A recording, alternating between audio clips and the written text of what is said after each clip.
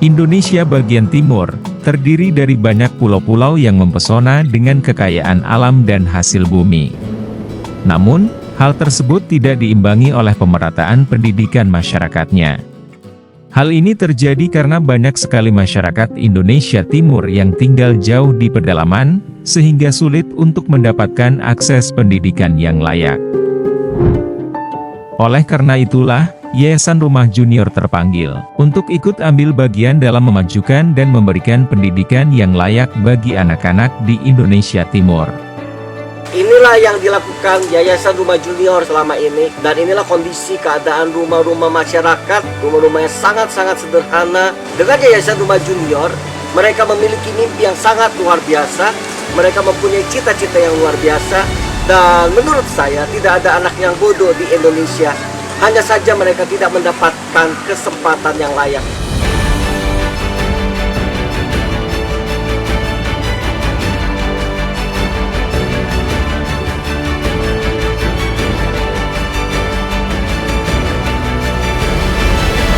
Namun, ternyata tidak hanya sektor pendidikan saja yang harus dibangun, akan tetapi juga kemampuan sumber daya manusianya.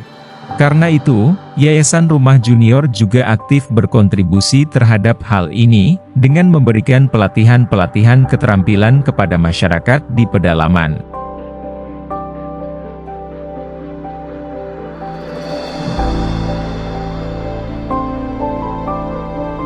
Bersama Yayasan Rumah Junior, saya mendapatkan makna hidup yang lebih berarti, yakni mencerdaskan anak-anak di Desa Teknama untuk mengeluarkan mereka dari ketidaktahuan, memberikan mereka ilmu serta pendidikan yang nantinya dapat membuka wawasan mereka. Awalnya anak ini masih belum bisa berhitung, namun karena punya semangat yang tinggi untuk bersekolah di PAUD Harapan Bangsa, kini anak ini sudah bisa berhitung dan bisa beradaptasi dengan teman-teman lainnya. Dan saya berharap ada banyak anak-anak yang seperti dia, yang memiliki cita-cita dengan dukungan sekolah dan fasilitas yang layak. Mari bersama-sama bergandengan tangan, baik dengan pemerintah daerah, tokoh masyarakat dan semua pihak terkait yang terbeban, untuk memberikan doa, daya dan dana, untuk membangun Indonesia Timur yang lebih baik. Terima kasih sudah berpartisipasi dalam program menuju pembangunan 100 sekolah di Indonesia Timur. Salam peduli Indonesia.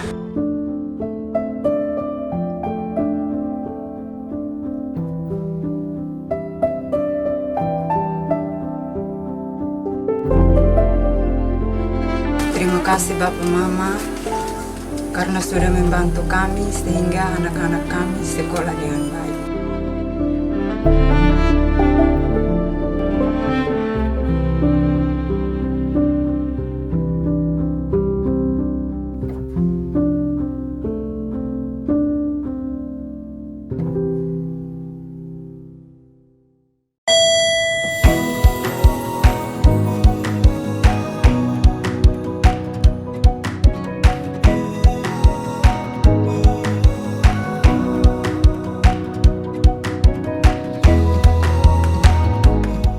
Mazmur 91 ayat 1-16.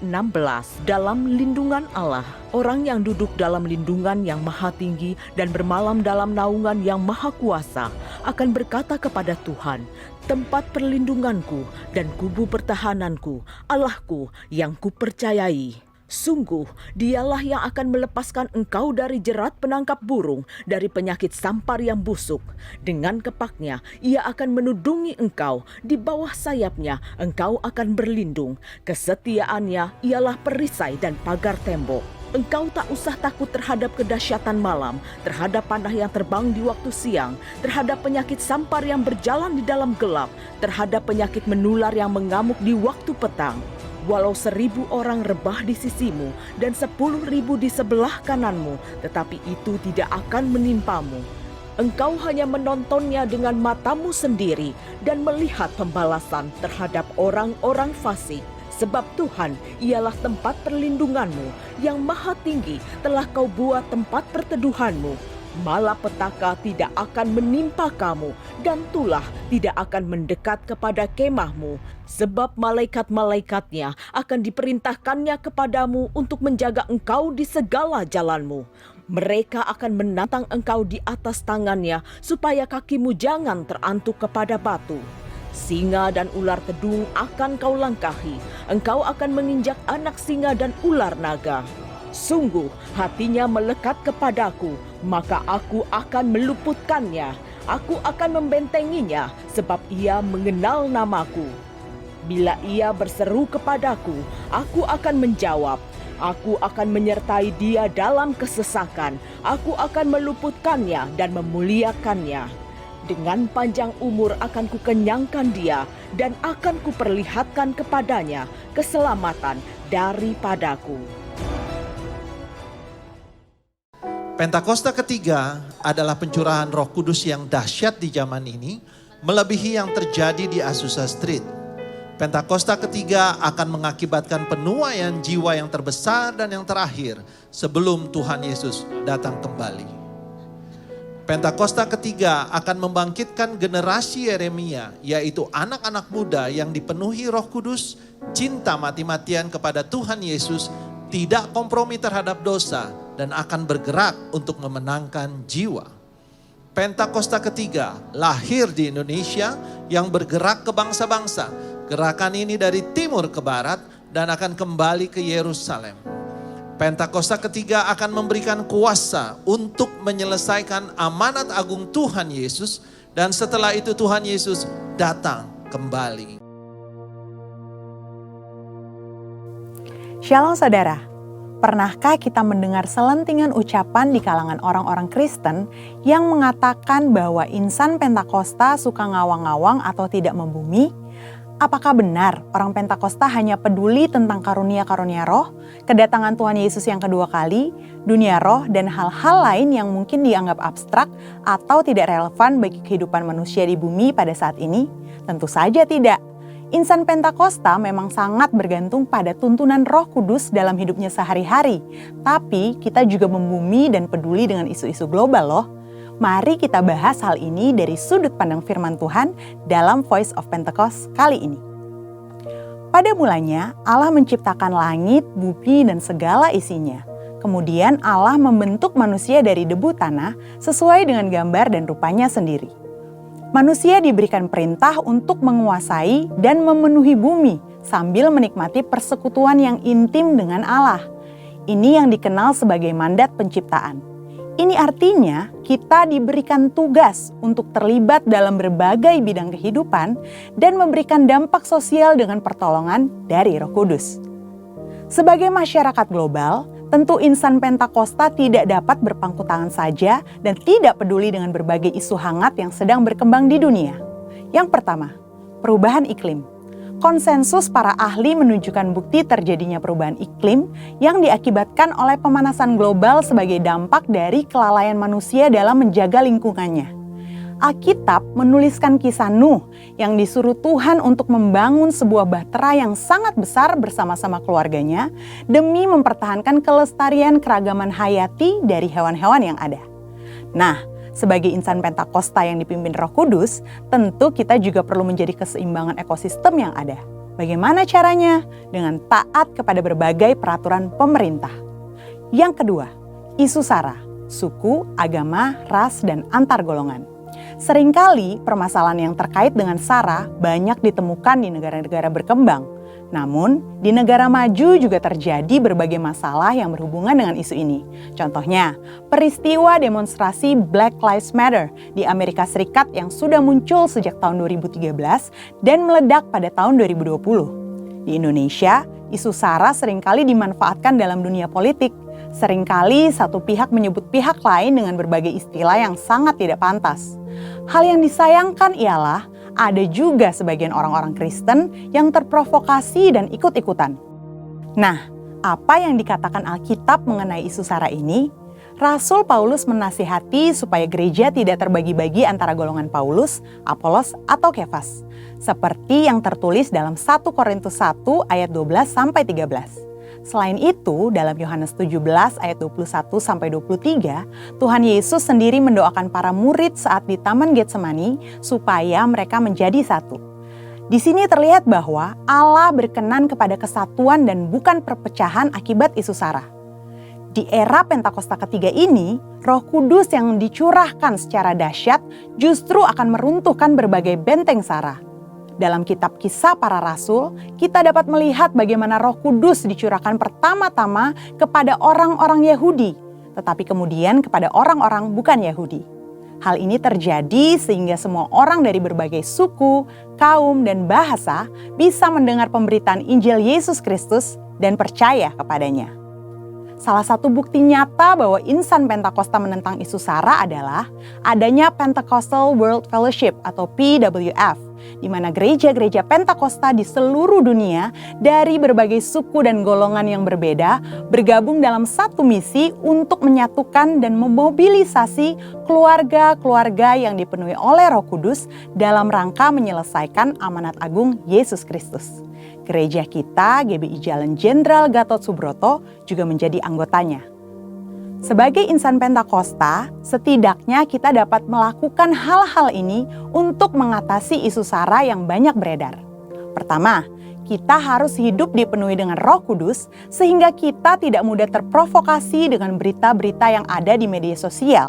Kedua, fokus pada kehendak Allah pada zaman ini, yaitu penyelesaian amanat agung Tuhan Yesus supaya menjadi murid Tuhan Yesus. Dari pemaparan kedua hal tadi, dapat dipahami bahwa kita sebagai insan Pentakosta perlu peduli dan turut serta berperan aktif dalam mengatasi isu-isu sosial kontemporer yang berkembang di masyarakat kita, baik secara lokal maupun secara global. Insan Pentakosta dipanggil Tuhan untuk menjadi garam dan terang yang memberi dampak bagi dunia. Kiranya Roh Kudus memberikan paradigma yang baru dalam memandang dan terlibat dalam penyelesaian isu-isu sosial yang berkembang di masyarakat, dan kuasa untuk kita dapat berkontribusi dalam penyelesaiannya. Untuk penjelasan lebih lengkap dari tim teologi kami, silakan klik link yang ada di atas atau scan QR Code yang tersedia. Tuhan Yesus memberkati.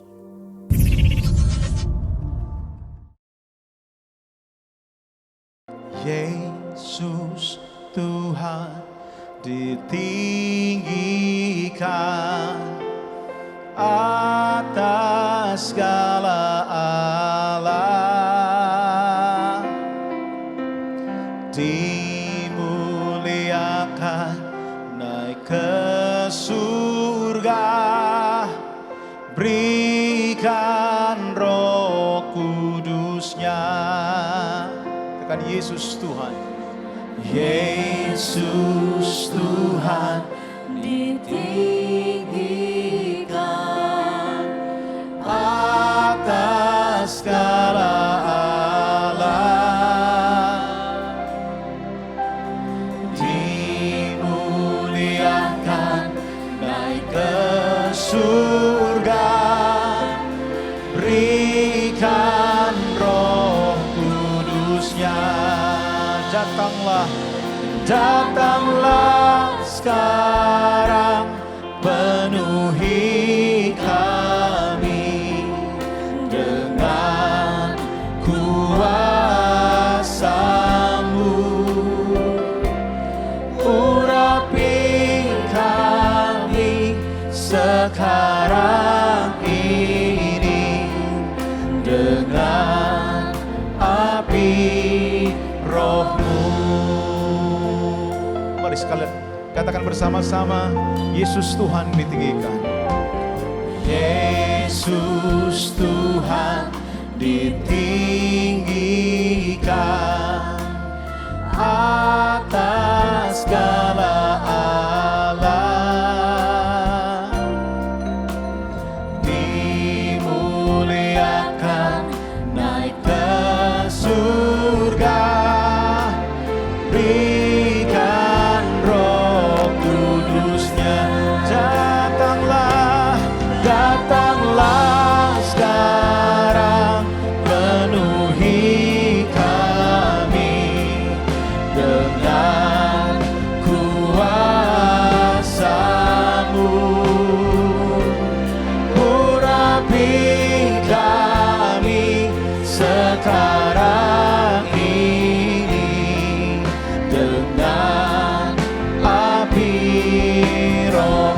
datanglah, datanglah sekarang, penuhi kami dengan kuasa-Mu.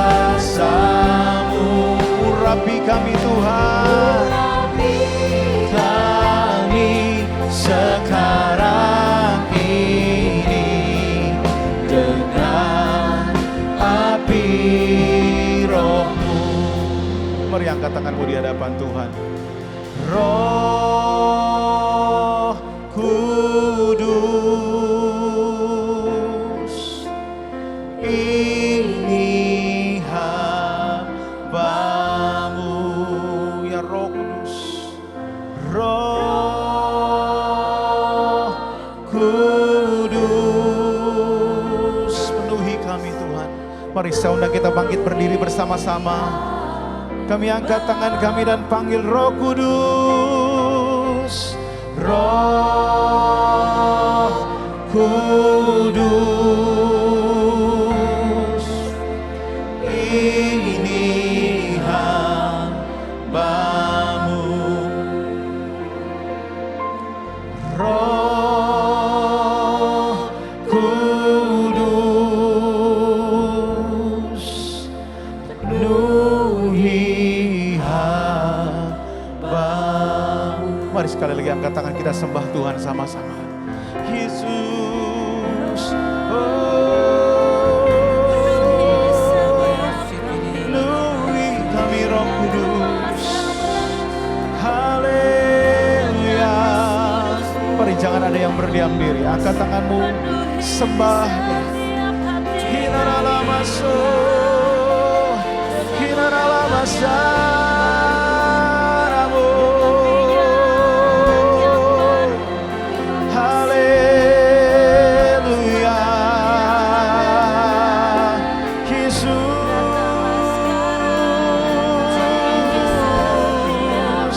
kami meninggikan Tuhan.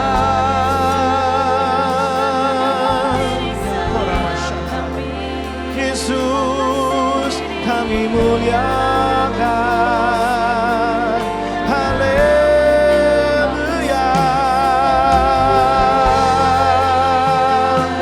Hinaramaso, ralamasane, hiaramaso.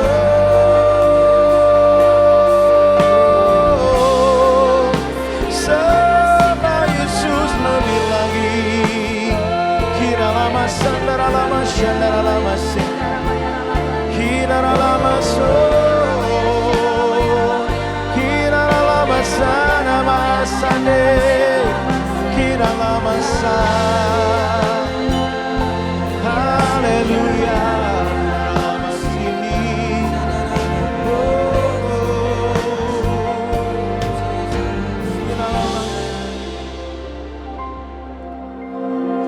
Tuhan, kami siap untuk menerima Roh Kudus-Mu hari ini. Kami siap untuk menerima janji Bapa itu untuk kami. Kami siap untuk menerima sesuatu yang lebih lagi dari Tuhan.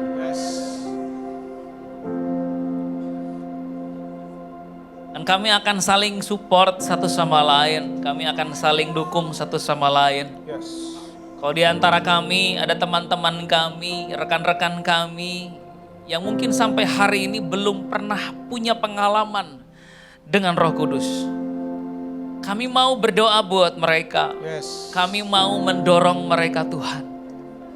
Untuk hari ini mereka mengalami pengalaman dengan Roh Kudus. Kami siap Tuhan untuk diajar oleh Tuhan. Kami siap untuk dibuat mengerti oleh Tuhan. Kami siap untuk menanggalkan segala pemikiran kami sendiri dan kami mau menerima pemikiran yang baru dari Tuhan hari ini. Sebab apa yang bagi Tuhan penting, pasti penting buat kami.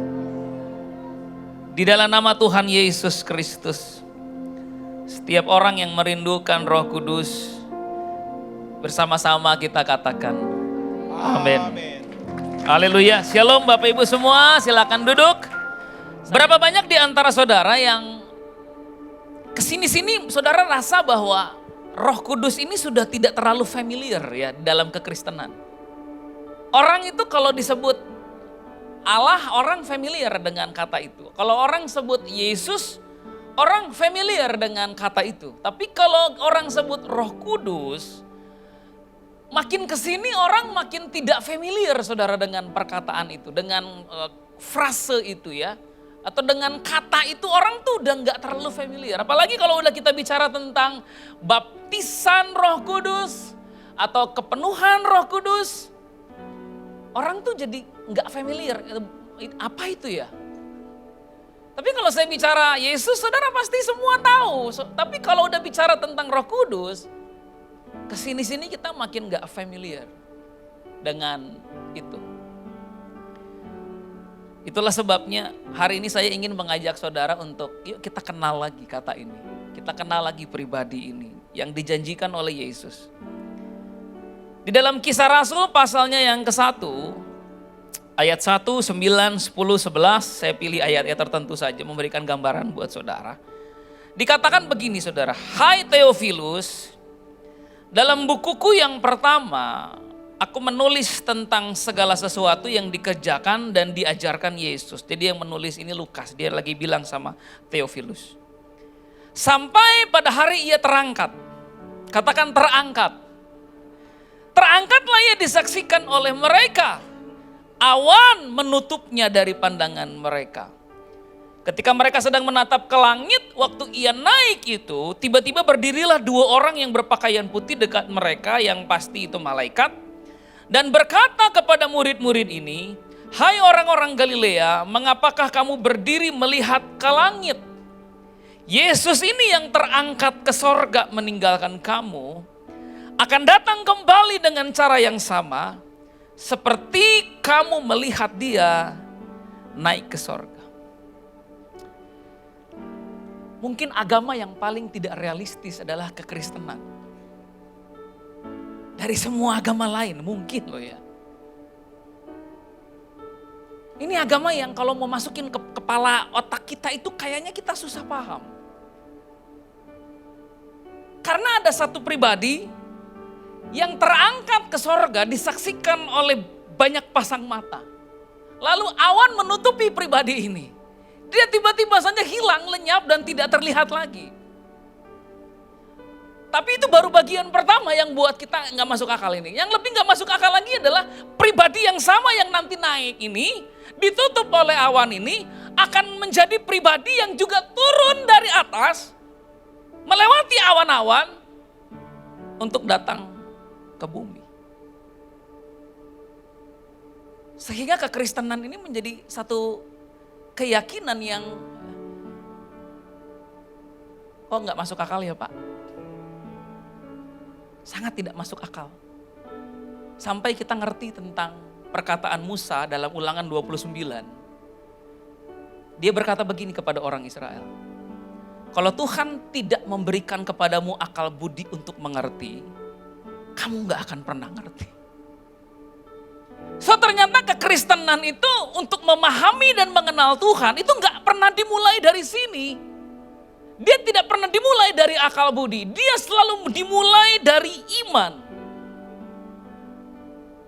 Untuk memahami Tuhan yang disembah oleh orang-orang Kristen, untuk memahami Tuhan Yesus Kristus yang disembah oleh orang-orang Kristen, kita gak memahami dari sini saudara. Kita memahaminya dari sini. Kalau kita mau memahami mulai dari hati, dari iman, pikiran kita akan sefrekuensi. Tapi kalau kita coba paham dari sini, Alkitab berkata apa tadi? Kalau Tuhan tidak mengaruniakan akal budi untuk mengerti,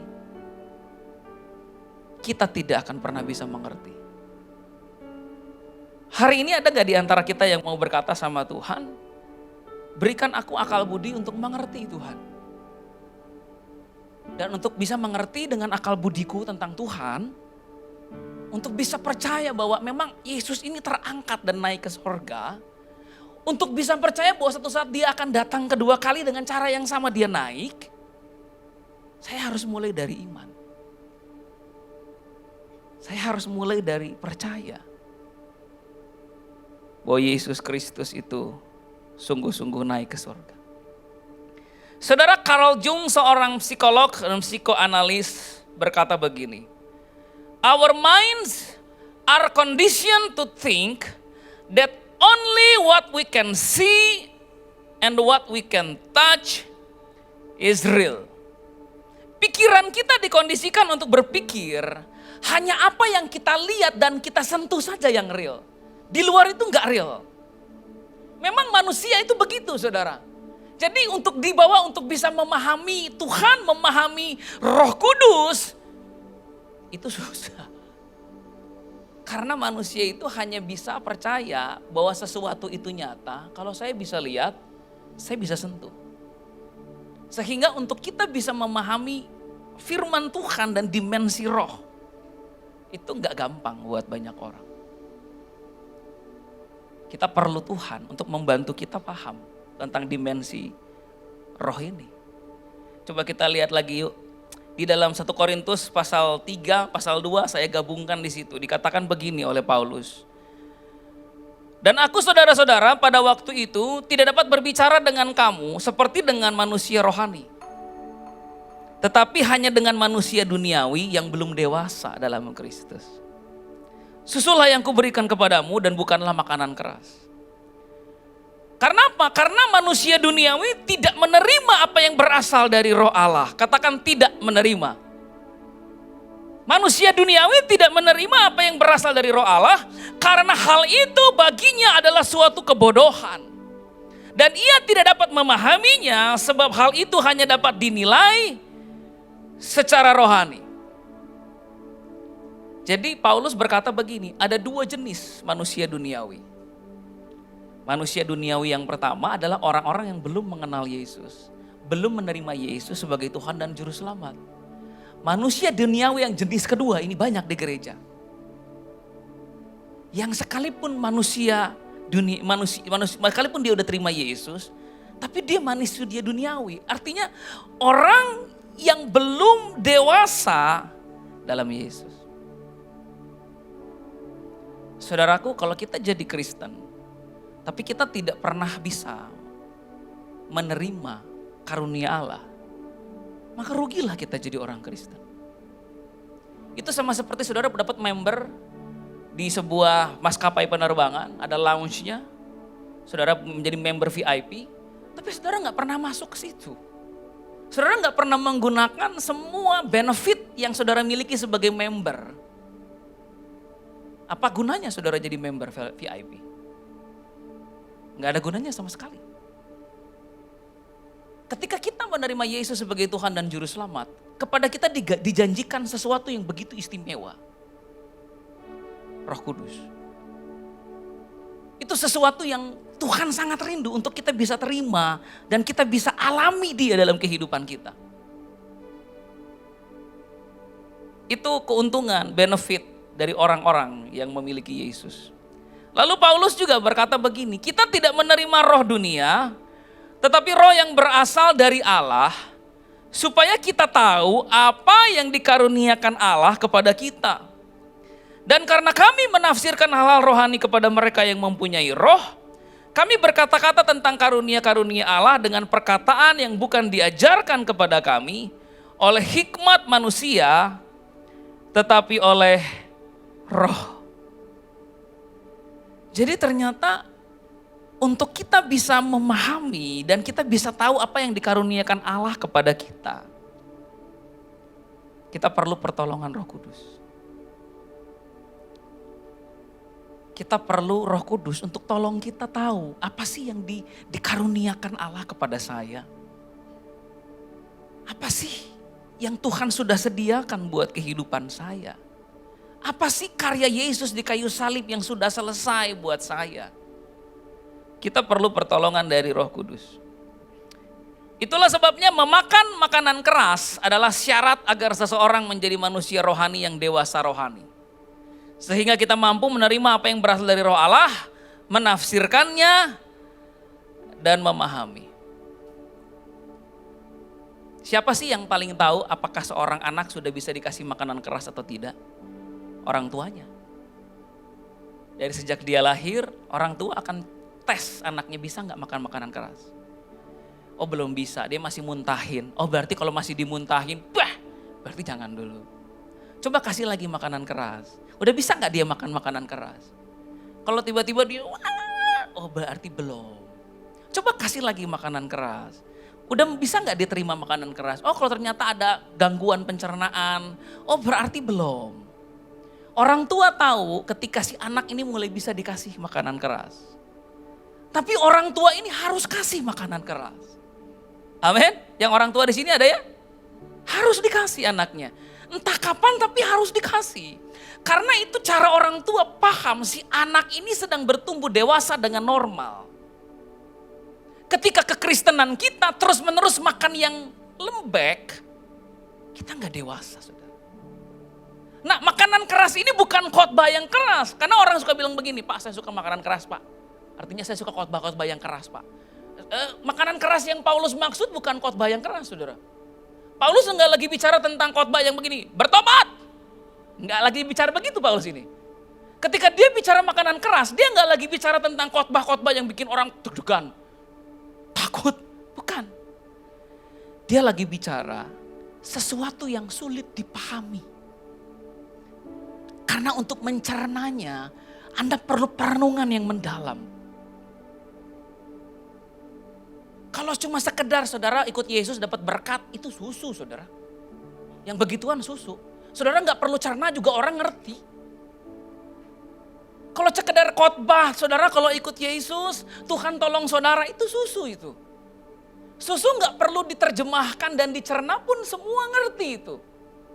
Tapi makanan keras adalah ketika kita bicara tentang mau nggak dibaptis Roh Kudus, mau nggak kepenuhan Roh Kudus, mengerti, paham, kenal tidak siapa itu Roh Kudus.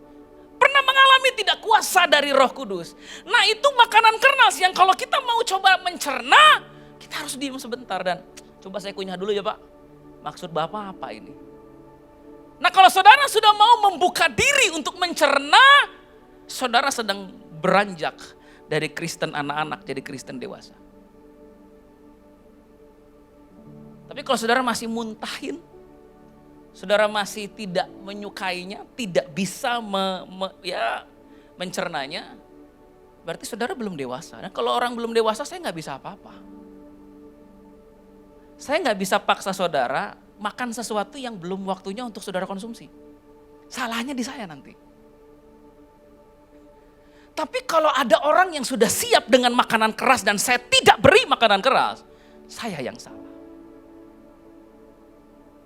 Benar ya?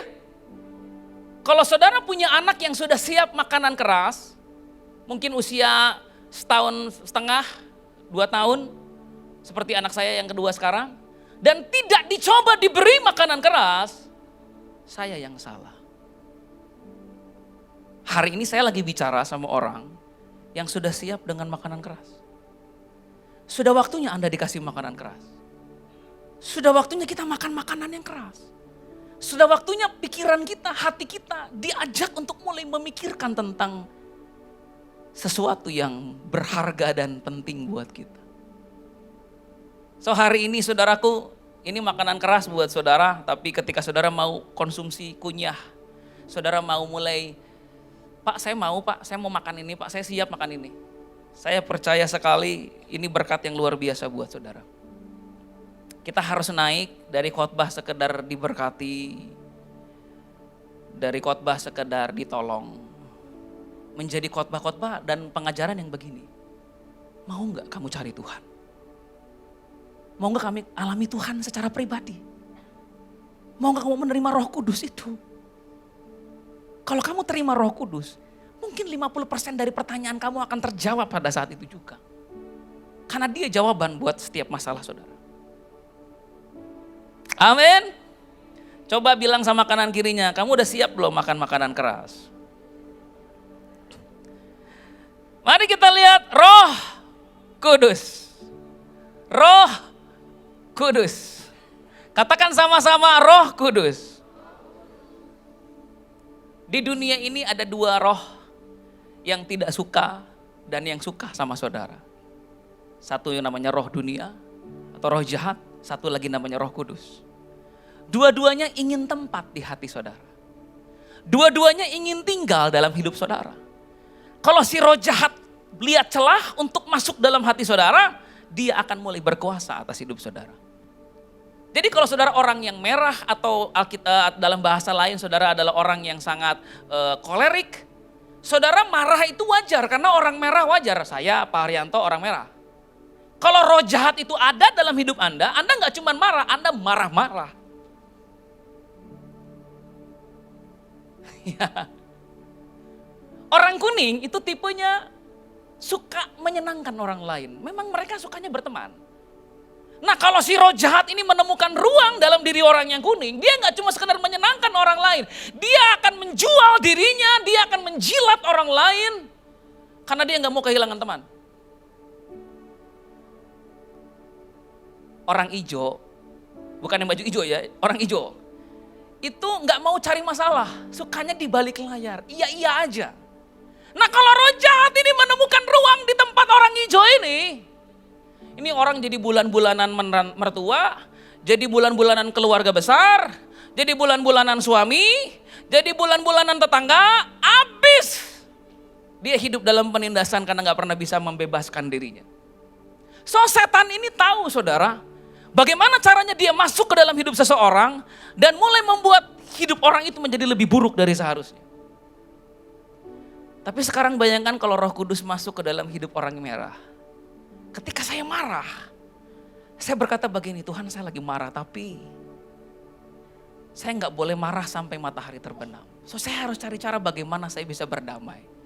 Ketika Roh Kudus ada di orang kuning, dia akan menolong orang ini untuk begini, Tuhan memang saya takut kehilangan teman. Tapi ada beberapa hal mengenai prinsip-prinsip firman Tuhan yang saya lebih baik kehilangan teman daripada kehilangan Tuhan. Kalau si Roh Kudus ini masuk ke dalam diri orang yang hijau, dia akan berkata begini, saya tidak mau ditindas. Saya punya otoritas Tuhan dalam hidup saya. Dia akan mulai berdoa dengan semangat, dia akan berdoa dengan bergairah, dia akan berdoa dengan otoritas. Karena sekalipun dia orang hijau, tapi dia punya Roh Kudus. Pertanyaannya, saudara mau dimasuki roh yang mana? Roh jahat atau Roh Kudus? Karena dua-duanya akan selalu mencari peluang untuk memenuhi diri kita. Amin. Bagaimana jika jawaban untuk kebuntuan hidup kita dan tidak adanya terobosan adalah sesuatu yang sederhana seperti kembali dipenuhi Roh Kudus? Kita suka cari jawaban yang ribet.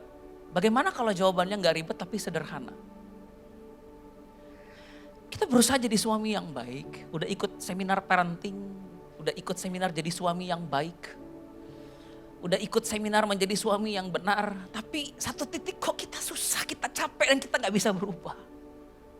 Gimana? Bagaimana kalau jawaban untuk perubahan Anda itu gak dimulai dari sini? Bagaimana itu kalau dimulai dari sini? Dan tidak satu pengajar parenting satupun bisa mengubah hati saudara kecuali Roh Kudus. Saya pengen jadi istri yang baik Pak. Istri yang bertahan dalam keluarga. Saya pengen jadi seorang ibu yang tetap berjuang buat anak-anak. Tapi kok susah ya? Padahal saya udah ikut seminar pendeta A, seminar pendeta B. Saya tuh udah tahu Pak, cuma jalaninnya kok susah. Bagaimana kalau untuk menjadi seorang wanita dan istri yang luar biasa itu gak dimulai dari sini? Bagaimana kalau itu dimulai dari sini? Karena tidak satu pembicara pun bisa mengubah hati orang. Yang bisa cuma Roh Kudus. So ternyata kita sadar gini loh, bagaimana kalau jawaban untuk masalah Anda tidak serumit yang Anda pikir? Kita mau lihat kisah murid-murid Yesus. Karena mereka lagi berada di jalan buntu saudara, kasihan mereka ini ya. Yesus terangkat ke sorga, dia bilang begini sebelum terangkat. Ayat 4, Kisah Rasul 1 ayat 4, 7, 8, 9. Ia melarang mereka meninggalkan Yerusalem. Kamu di sini aja gak boleh kemana-mana. Pernah ada di posisi itu? Anda gak tahu mau kemana. Anda ke A salah, B salah, maju salah, mundur salah. Anda stuck di tempat di mana Anda sekarang. Pengen lebih banyak pendapatan, tapi ninggalin pekerjaan sekarang belum tentu ini berhasil. Pengen cerai, tapi nggak boleh, tapi di sini saya menderita. Pengen apa ya, saya mau kemana ya? Gitu ya. Jadi mereka nggak bisa kemana-mana, mereka stuck di Yerusalem. Lalu mereka bertanya sama Yesus, Tuhan kapan pemulihan atas bangsa kita terjadi? Yesus jawab begini, engkau tidak perlu mengetahui masa dan waktu yang ditetapkan Bapa sendiri menurut kuasanya. Kedua, setelah mereka stuck di tempat di mana mereka berada, mereka nggak tahu kenapa mereka ada di situ. Mereka nggak tahu mau kemana mereka. Pernah ada di posisi itu? Ini orang-orangnya lagi begini nih. Next. Tapi Yesus bilang kamu akan menerima kuasa kalau Roh Kudus turun ke atas kamu. Ada penekanan kata akan dan ada penekanan kata kalau. Kamu akan dapat terobosan kalau. Kamu akan keluar dari situasi yang menghimpit kamu sekarang kalau. Kamu akan menemukan solusi kalau. Si kalau ini dijawab di ayat 9. Ia terangkat ke sorga disaksikan oleh mereka dan awan menutupnya dari pandangan mereka. Dijawab dengan begini. Kalau ya, bye. Bye. Yesus bilang begini. Saya tidak bisa mengendalikan pilihanmu sendiri. Saya cuma kasih jalan. Kalau kamu pengen dapat solusi untuk masalahmu yang sekarang, kamu harus dipenuhi Roh Kudus. Tapi saya nggak bisa paksa kamu untuk mau. Jadi ini yang saya lakukan. Bye. Pikirin sendiri ya. Bye. Gumulin sendiri ya. Bye. Bagian saya adalah melakukan pekerjaan saya di kayu salib. Menyediakan semua yang kamu perlu. Bagian saya adalah mengingatkan kamu bahwa kamu perlu Roh Kudus. Setelah itu, bye. It's up to you. Apakah kamu mau terima atau tidak? Lalu dia pergi, saudara. Pernah saudara dalam posisi seperti itu? Saya bayangkan Tuhan tuh seperti udah ngomong sama saudara berulang kali dan saudara sepertinya perlu satu konfirmasi lagi dari Tuhan. Tuhan bilang begini, udah cukup. Entah kamu mau melangkah atau tidak. Udah cukup, saya gak akan ngomong satu kali lagi sama kamu. Nggak akan ada lagi suara kenabian datang sama kamu, mimpi datang sama kamu, penglihatan datang sama kamu, guntur menggelegar, nggak ada lagi. Nggak akan ada lagi peneguhan buat kamu, tidak akan ada lagi suara Tuhan buat kamu, tidak akan ada lagi firman datang sama kamu, nggak ada. Saya pergi. Sekarang diserahkan sama kamu. Mau nggak terima apa yang telah dijanjikan itu? Jadi mereka stuck, saudara. Dan ternyata solusi Tuhan buat mereka itu dinyatakan di Kisah Rasul pasal 2. Dikatakan begini, ketika tiba hari Pentakosta, semua orang percaya berkumpul di satu tempat. Tiba-tiba turunlah dari langit suatu bunyi seperti tiupan angin keras yang memenuhi seluruh rumah di mana mereka duduk. Dan tampaklah kepada mereka lidah-lidah seperti nyala api yang bertebaran dan hinggap pada mereka masing-masing. Maka penuhlah mereka dengan Roh Kudus. Lalu mereka mulai berkata-kata dalam bahasa-bahasa lain seperti yang diberikan oleh Roh itu kepada mereka untuk mengatakannya. Ketika mereka berkumpul di loteng Yerusalem, mereka mikirin tentang apa sih yang dimaksud dengan Roh Kudus. Mereka tuh mirip-mirip kita, gak ada bayangan. Kita masih mending di YouTube banyak orang kepenuhan Roh Kudus. Pada zaman mereka benar-benar gak tahu seperti apa ketika Roh Kudus datang. Dan itu diawali dengan bunyi tiupan angin yang keras. Lalu lidah-lidah api mulai muncul. Lalu hinggap pada orang-orang di tempat itu. Lalu dikatakan mereka mulai berkata-kata dalam bahasa-bahasa lain seperti yang diberikan Roh Kudus kepada mereka mengatakan. Dan Alkitab menyimpulkan pengalaman itu sebagai pengalaman mereka penuh dengan Roh Kudus. Ternyata solusi yang Yesus kasih buat murid-muridnya untuk mereka bisa berani, untuk mereka bisa berhasil dalam hidup mereka setelah Yesus terangkat adalah begini. Bayangkan Solusi Yesus agar terjadi suatu terobosan adalah para murid harus mengalami sebuah pengalaman yang aneh dan membingungkan banyak orang. Kamu harus penuh Roh Kudus. Kita ini terlalu logis kalau udah dengan Tuhan, tapi kalau sama dokter diapain aja mau. Coba saudara sekarang ngaca. Betapa jeleknya Anda. Tapi kalau udah dengan Tuhan, kita semua jaga image. Siapa yang pernah ke dukun? Diapain sama dukun saudara? Disuruh bawa ayam dari ujung kepala sampai ujung kaki hitam, garis-garis merah, itu AC Milan. Ada? Betapa bodohnya kan kita ini. Sama dukun dibodoh-bodohin mau.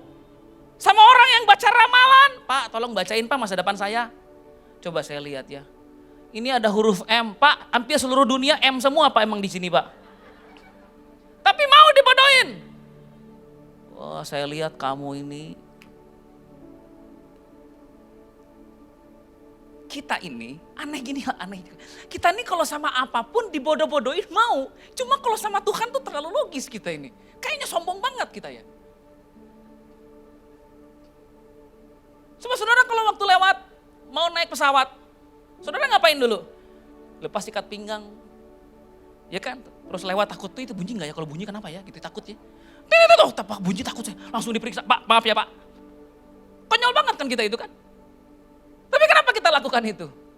Karena kita mau pergi dari sini ke sono. Kalau kita tidak pernah melakukan hal bodoh seperti ini, tidak akan pernah terbang kita. Kadang kita ini mau dibodoh-bodohin orang karena kita tahu tujuannya baik. Tapi kalau dengan Tuhan, semua pengennya kelihatannya bersahaja. Ya, semua pengen kelihatan terhormat gitu. Come on. Ini mereka mengalami pengalaman paling bodoh yang pernah mereka alami sebelumnya. Dalam Kisah Rasul 2 kalau saudara baca, orang-orang bilang begini, orang mabok semua itu. Karena masih jam 9, siapa yang minum arak, siapa yang minum anggur jam segini? Saudara, siapa di sini yang punya pengalaman mabuk, angkat tangan? Enggak, bercanda saya ya. Jadi, saudara bayangkan sekarang. Jangan angkat tangan, ketahuan. Ya, saudara bayangkan sekarang. Itu satu ruangan kelihatan orang mabok semua. Kira-kira gimana itu? Gak cuman kelihatan kayak orang mabok, mereka mulai berkata-kata dalam bahasa-bahasa lain yang tidak dipahami oleh orang lain. Kira-kira gimana? Tapi Yesus bilang begini, kalau kamu gak pernah ngalamin ini,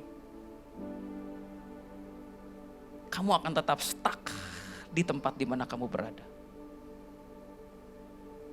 Kamu tidak akan pernah mengalami terobosan dalam kehidupan kamu. Saya ngerti kenapa Tuhan suka sama orang yang rendah hati. Karena mereka yang rendah hati adalah orang-orang yang akan mengalami pertolongan Tuhan. Kadang rendah hati itu gak sekedar bicara tentang, Pak saya rendah hati loh, enggak. Kadang rendah hati itu adalah kita mau untuk dibodoh-bodohin sama Tuhan. Tapi akhirnya baik. Amin. Amin. Saudaraku, ayolah saudara, masa sama dokter saudara mau, sama Tuhan gak mau. Saya paling gak suka ke dokter gigi, paling gak suka. Karena pegel ini rahang saya semua. Entah saya harus buka mulut, gak ada kak, ya gitu lah. Tapi sekalipun saya merasa diri saya konyol, saya harus buka mulut saya karena ini sakit gigi saya ini. Mungkin solusi untuk Anda tidak sesulit yang Anda pikir. Anda cuma perlu begini. Datanglah sekarang, penuhi kami dengan kuasa-Mu. Amin. Mungkin cuma itu saudara. Yang bikin rumit itu mungkin tetangga sebelah saudara. Salah satu cara Tuhan membawa Anda untuk mengalami kembali kepenuhan Roh Kudus adalah dengan membuat diri Anda dikelilingi oleh sekelompok orang yang juga sama-sama merindukan dipenuhi oleh Roh Kudus. Saya senang loh, waktu Yesus menjanjikan penuhan Roh Kudus, dia suruh mereka kumpul. Rame-rame. Supaya bingung-bingung rame-rame. Sekarang bayangkan kalau masing-masing sendirian. Petrus misalnya lagi di ruangan ini. Krik, krik, krik. Ini sampai kapan ini ya? Udah hari kedua ini. Telepon Yohanes, bro, lu udah ngalamin belum? Belum. Lu lagi di mana nih? Toilet. Oke. Ini ngapain gua di sini ya? Bayangin kalau sendiri-sendiri. Itu semua pada bingung gak jelas itu. Tapi karena mereka kumpul sama-sama, yang satu nguatin yang lain. Semangat kamu. Semangat kamu. Ayo kita sama-sama tunggu ini. Ayo nyembah lagi, semangat nyembah. Nyembah lagi mereka. Kita berdebat mengenai manifestasinya. Kita abaikan dampaknya. Orang berdebat tentang kenapa sih Pak harus getar-getar, kenapa sih Pak harus nangis, kenapa sih Pak harus bahasa roh. Kita berdebat untuk manifestasinya, lihat sejak orang ini mengalami itu, perubahannya apa? Apakah dia jadi suami yang lebih baik? Apakah dia jadi seorang hamba Tuhan yang lebih powerful? Apakah bisnisnya menjadi jauh lebih diberkati? Apakah dia menjadi seorang pengusaha yang lebih semangat? Kalau iya, ya lihat buktinya dong. Jangan lihat manifestasinya. Amin? Itu yang pertama. Kedua, Petrus adalah seorang pengkhotbah, dalam perkataannya diberi kuasa. Bagaimana jika Petrus seorang pengusaha atau pegawai? Saudara, ketika mereka penuh Roh Kudus, salah seorang dari mereka namanya Petrus bangkit berdiri dan berkhotbah. Ketika dia berkhotbah, ini pengalaman Yesus. Petrus seumur hidup belum pernah dia ngalamin ini. 3.000 orang bertobat hari itu juga. Karena Petrus adalah seorang pengkhotbah dan penginjil, dalam mulutnya dikasih kuasa. Sekarang kalau yang bangkit berdiri bukan Pak Petrus tapi Kok Petrus, mungkin dia pedagang di Glodok. Ya kan? Koh gimana Koh? Jadi gak mungkin dia khotbah karena dia pedagang. Jadi apa manifestasi dari kepenuhan Roh Kudus buat Petrus kalau Petrus pedagang? Bisnisnya diberkati. Dia diberi ide-ide yang ilahi untuk bagaimana menjalankan bisnisnya. Next. Petrus seorang penginjil, 3.000 orang bertobat adalah upahnya. Bagaimana kalau Petrus pengusaha atau pegawai? Kalau saya nih saudara ya, karena saya ini memang pelayanan full time.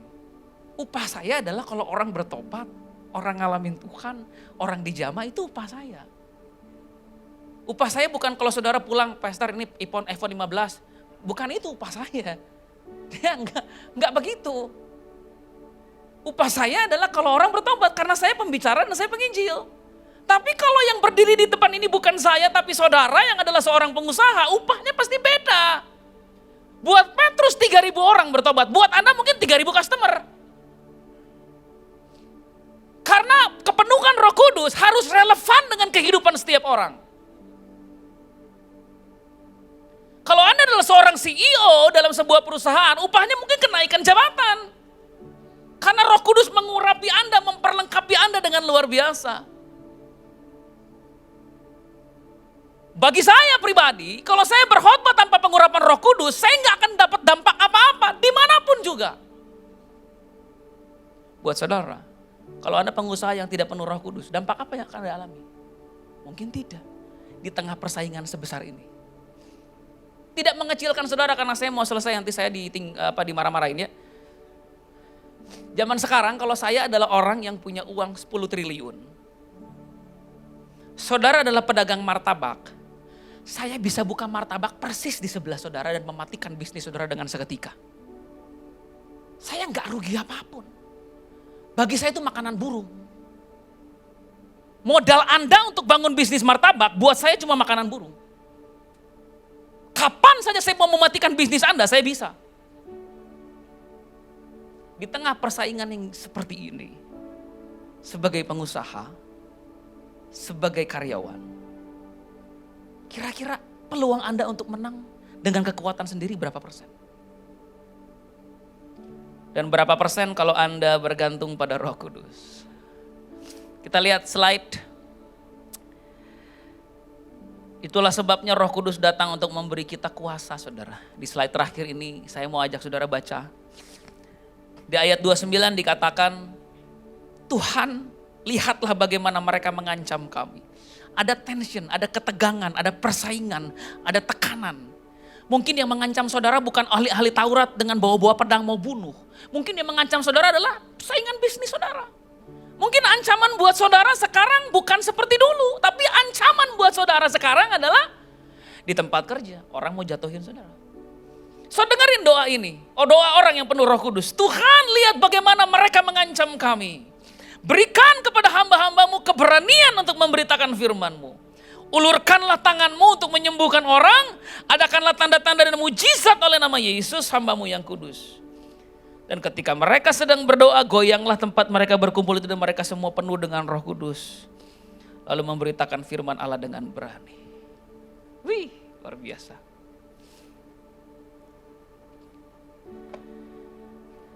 Kalau setiap kita aja bisa punya pertemuan sama Roh Kudus. Konselor-konselor ini kerjaannya agak berkurang. Pengusir setan habis kerjaannya. Pelayanan pelepasan tutup. Penginjil kesembuhan ilahi gak lagi terima undangan khotbah. Karena setiap orang berjumpa dengan Roh Kudus. Mari kita bangkit berdiri, kita berdoa. Roh Kudus, hari ini kami tahu bahwa solusi untuk setiap masalah dan pergumulan kami mungkin gak serumit yang kami pikir. Kami pikir kalau kami punya banyak modal, lebih banyak modal lagi, kami akan punya bisnis yang lebih berkembang. Kami berpikir, kalau saja kami punya koneksi orang dalam, kami bisa dipromosi lebih cepat dalam pekerjaan. Kami berpikir, kalau saja kami menikahi orang yang tepat, pernikahan kami gak akan sesulit ini.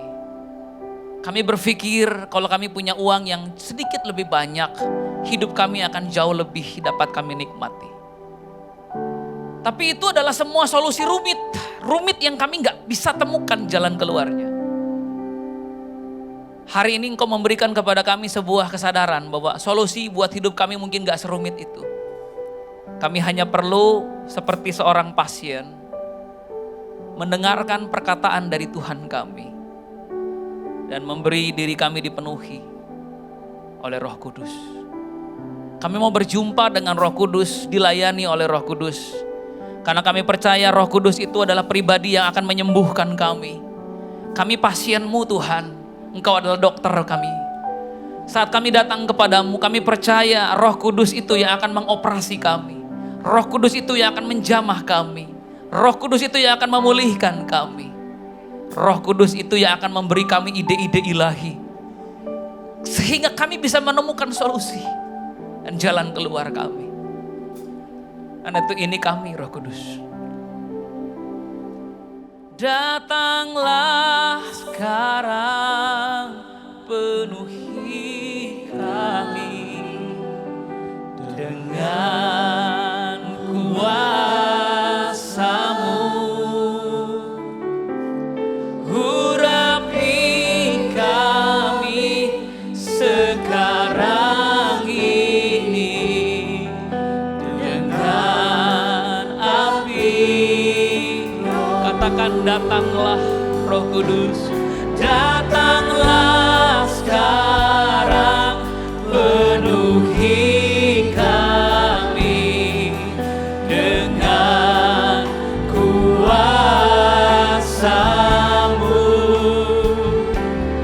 Urapi kami sekarang ini dengan api Roh-Mu. Oke, mari angkat kedua tanganmu biar berkat kasih karunia dari Allah Bapa, penyertaan Anak yang tunggal Yesus Kristus dan Roh Kudus menyertai kami. Mulai hari ini kami akan mengandalkan Tuhan, mengalami Tuhan, dan bukan kekuatan manusia yang kami pakai. Di dalam nama Yesus, semua yang percaya berkata amin. Amin.